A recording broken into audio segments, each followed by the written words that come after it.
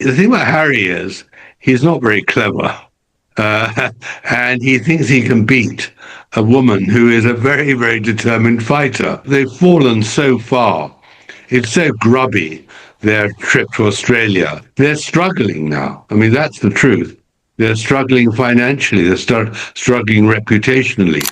Well, I think they're back because they live off the oxygen of publicity. Yeah. And this Australian tour is completely based on them seeking a bit more money and trading on their fame and finding it pretty difficult, I think. Right, let's get into it. As most of us have noticed, Harry and Meghan are currently down under for their latest tour, and word on the street is that things are going anything but smoothly. It's been a bit of a shambles from the jump, hasn't it? The real talking point, though, is that fan favourite Tom Bower, the man behind the explosive new book Betrayal, Power, Deceit, and the Fight for the Future of the Royal Family, has just pulled back the curtain on what's actually happening behind the scenes. We're breaking down his latest findings today, and trust me, it's a proper eye-opener. But before we dive into the mess, do me a massive favor. Hit that like button, get yourself subscribed, and ring that notification bell so you're always in the loop when we do these deep dives.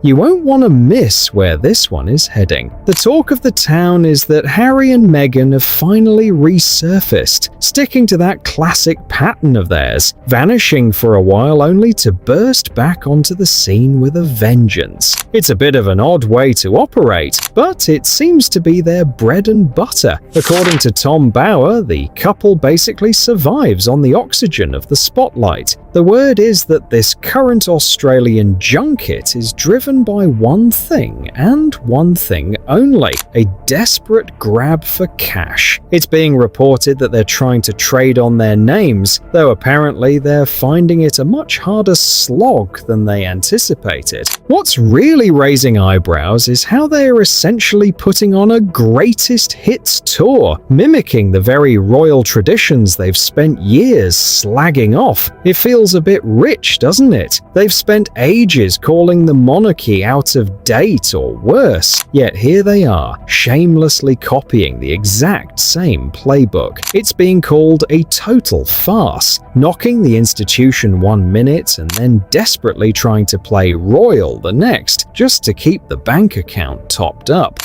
Well, yeah, except that she now, apparently in this trip, wants to be known as Meghan, not as the Duchess. Yeah. Because, of course, the Australians know a fraud when they see one. And so they're not going to put up with her airs and graces as a royal.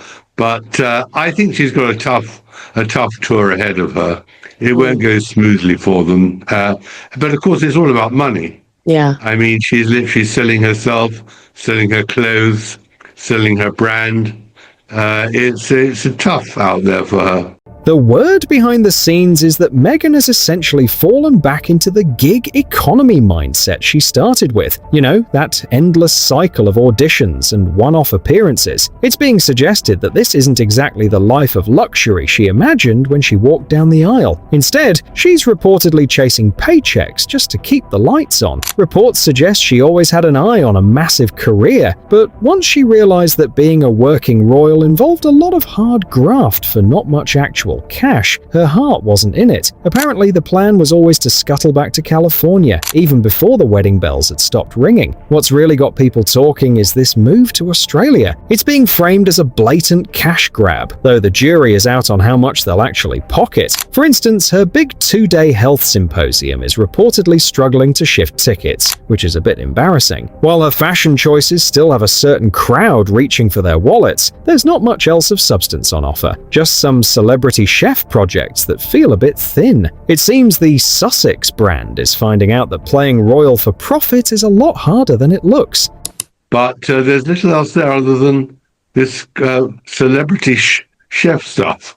Yeah. And we all know that Meghan's cooking is something which is not really desirable. One thing this Australian tour has managed to do quite effectively is bury some truly shocking headlines, specifically regarding Sentebale, the charity Prince Harry co-founded. It's being reported that the organization actually filed a defamation lawsuit against him and his longtime mate Mark Dyer in the London High Court back in March 2026. Curiously, the news didn't break until the 10th of April. The claim alleges that for over a year, since March 2025, Harry and Dyer have been the masterminds behind a calculated media campaign designed to smear the charity's leadership and disrupt its operations. Before this legal bombshell dropped, the charity's chair, Dr. Sophie Chandauka, had already gone public with some pretty serious accusations, claiming she'd been subjected to large-scale harassment and bullying intended to force her out. So, while they're out there in Australia, putting on a brave face and smiling for the cameras, it's being said that they're actually on the ropes behind the scenes. The talk is that things are getting incredibly messy legally, and the timing of this tour seems more like a tactical retreat than a royal visit. Have a listen to the latest on this. Well, he is in a lot of trouble because of it, and he's in a lot of trouble because of his legal action for defamation against the Mail Group in London, which has gone really very, very badly for him. He looks like he's going to lose that. And of course, he's got troubles with another charity in Africa. But going back to Sentebale, his real problem is that he really didn't want to stay in Africa because Meghan didn't like Africa. And so he didn't go there for about 5 years. With his own charity. And Chandauka is a really tough cookie. She wasn't going to put up with all his nonsense. And as the book shows, Harry doesn't like being pushed around. He got rather bored with having to play polo to raise money for his own charity. And he didn't even go and visit the charity for all those years. So she tried very, very hard to relaunch it and get the finances switched to America. And he did everything he could, really, to sabotage her. That was really the awful thing, that she and he did not get on.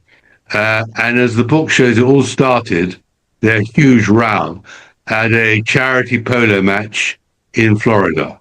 The word on the street regarding Dr. Sophie Chandauka is that she is an absolute powerhouse, sharp, strategic, and not someone you can easily pull a fast one on. According to reports, she didn't want to go in half-cocked. She reportedly wanted cold, hard evidence before confronting Prince Harry about the negative shadow he was casting over Sentebale. Insiders suggest she brought in a third party to do the legwork, wanting to show him exactly how his recent antics, the Oprah tell-all, the book where he went into far too much detail about his tadger and the constant sniping at the royal family, were actually poisoning the well. It's being said that she made it clear to him donors didn't sign up for this bitter, vengeful version of Harry. They supported the charity because of the happy-go-lucky prince they once knew and his connection to the monarchy. When she presented this data, the reaction from Harry was reportedly explosive. Word is he was fuming. But the real kicker was his supposed response later on. He allegedly told her she was affecting his mental health. People are calling that a remarkably immature way to handle a professional, grown-up problem that could have been fixed with a bit of a cooling-off period. Instead, the talk is that Harry did the opposite. Reports from Bauer and Chandauka herself suggest he went behind her back, whispering to donors and effectively telling them to keep their wallets shut. It's a tragic state of affairs if the rumors are true, that he's ended up sabotaging the very charity he built just to win a personal scrap. It really puts a different spin on those smiles we're seeing in Australia, doesn't it? Well, his problem is that he doesn't like anyone telling him what to do. And he didn't like Sophie Chandauka, telling him that he was damaging his own charity by his own image. And the real problem starts when Meghan arrives at this charity polo match in Florida and behaves outrageously. And Harry, she forces Chandauka away from presenting the prize so she can do it. And it's all just absolutely ludicrous. And Harry wants Chandauka to actually protect Meghan's reputation, which she refuses to do. And of course, that is the cause of a huge explosion between Harry and Sophie Chandauka. And of course, Meghan, one feels, is in the background saying that he should have nothing to do with her. And from then it goes downhill all the way there's an enormous bust up in the boardroom. And the trouble is, of course, the casualties are the poor Africans in Botswana and Lesotho who are meant to be benefiting from the charity. Harry is more interested in his reputation than in the people who are meant to be the beneficiaries of his charity. From a purely common sense perspective, people are asking a very pointed question. Should a major charity really be dignifying Twitter gossip with official statements? Word is that Dr. Sophie Chandauka has been quite vocal about this, and her take is as straightforward as it gets. It's being reported that she views the whole thing as a matter of basic professional standards. The general consensus from her camp is that it's obviously in the charity's best interest to stay above the fray. Rather than getting bogged down in the mud of social media commentary, the talk is that she believes an organization with such a serious mission should be focused on the work, not playing whack-a-mole with every rumor that pops up on the internet. It's a bit of a reality check for how things have been handled recently, isn't it? Well, it's more than that, you see. It was a battle for control. And in the battle for control, which Harry was losing, they seek to force Sophie Chandauka's resignation, to dismiss her. And she, because she's a lawyer and much more clever than Harry and his good friend Dyer, goes to the court to prevent her dismissal and forces an investigation by a thing called the Charity Commission, which looks into the way the charity is run. But it's all played out in public, which, of course, Harry was completely unprepared for. And the accusation by Sophie that Harry was a racist, that she was the victim of bullying and missing noir, which apparently means bullying black people, of course, took him by surprise. And then he did something which was pretty incendiary. He briefed the Times newspaper in London that Sophie Chandauka's conduct was terminally affecting the charity and that he was heading for bankruptcy. Well, in fact, she had raised enough money for it to continue despite Harry. And it's that she is fighting against in the London court. And of course, since then, there have been another briefing of newspapers in London by Harry's people about how awful Chandauka is.